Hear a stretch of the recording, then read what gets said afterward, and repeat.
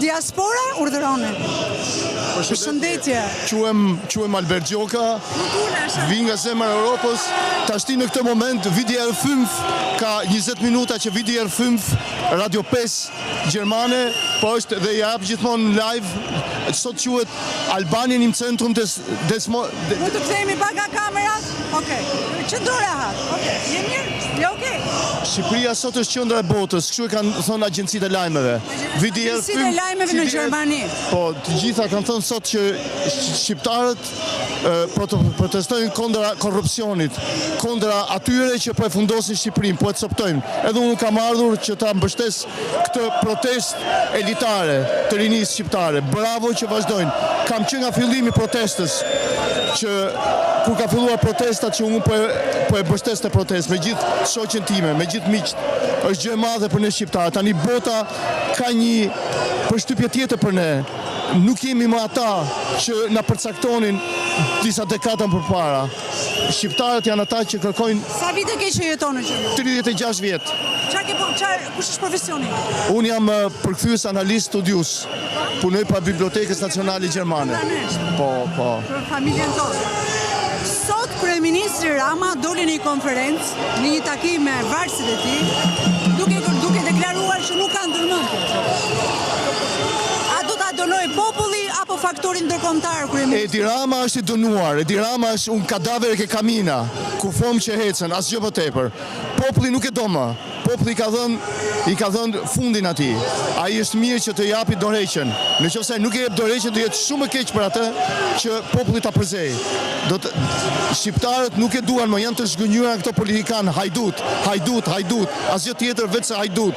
Asgjë nuk kanë dhënë pozitive këtij populli. Po e nxjerrin Shqipërinë me copa në shitje. Kjo është gjë më e pakonceptueshme. Është tradhtia kombëtare një arsye për t'i dhënë Zotit Rama një ndëshkim në largimin e tij? Kjo nuk është vetëm tradhti kombëtare. Kjo është gjëja më absurde që mund të ekzistojë në historinë tonë. As diktatura nuk e ka bërë këtë. As diktatura komuniste s'e ka bërë këtë. Që po bën Edi Rama. Jeni një moshë e cili duket se keni kapur dhe ratë fazë. Dhe po, kam qenë në kohën e Xhaxhit i themi ne.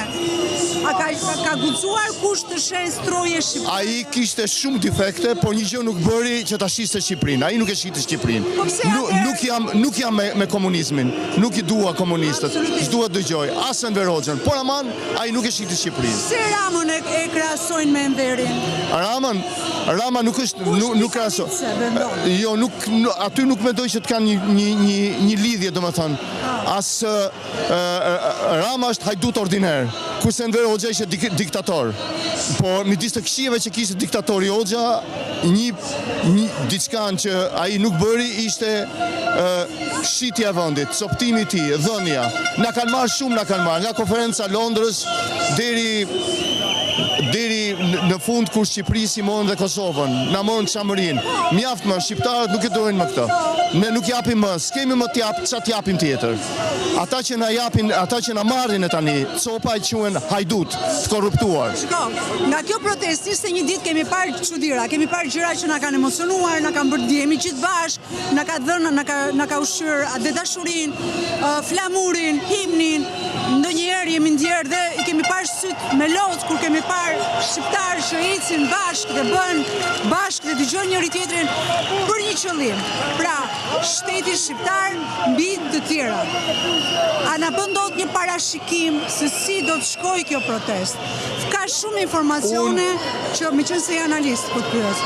Që thonë që kryeministri do vi një dosje nga jashtë, që do arrestohen ministra, që Zoti Rama do ta çojë, do ta zgjasë edhe 6 muaj pushtetin, e të tjera. Edi Rama bën mirë që t'i ikin shpinën e tij ose t'i dorëzohet organeve kompetente të drejtësisë.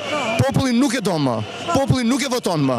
Populli nuk do më hajdutët. Jemi të mërzitur 35 vjet tranzicion. Ishte shumë i gjatë ky tranzicion.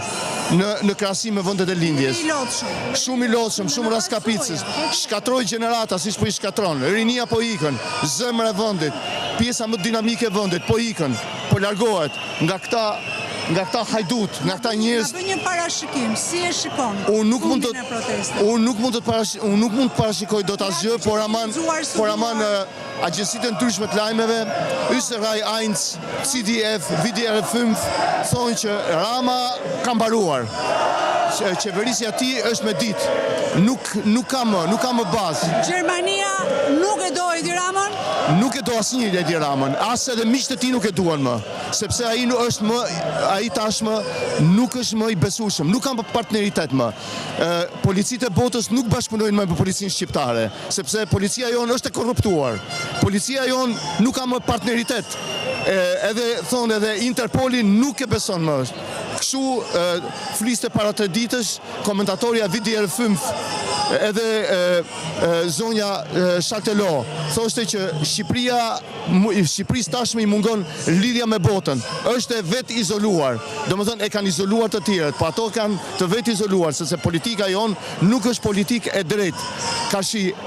Ka shi alatëve dhe ka shi popullit të tyja. Por në atë parë ka shi popullit të tij.